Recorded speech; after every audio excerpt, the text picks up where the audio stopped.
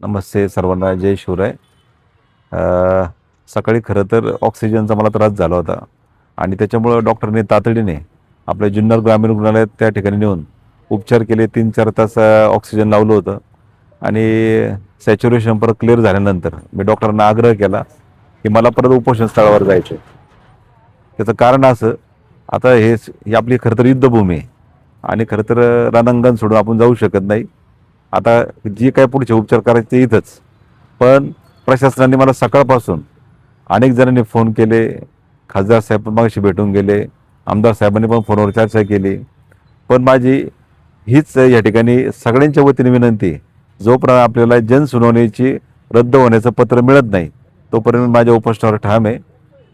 हे माझं स्पष्टपणे मत आहे. आणि या ठिकाणी क्रांतिकारक आदरणीय राघोजी भांगरे यांचे वंशज या ठिकाणी भेटीला आले. मला असं वाटतं हा फार मोठा म्हणजे माझ्यासाठी भाग्याची गोष्ट आहे की एवढ्या देवगाववरून तालुका अकोले कारभारी भांगरे हे राघोजी भांगरेंचे वंशज आहे.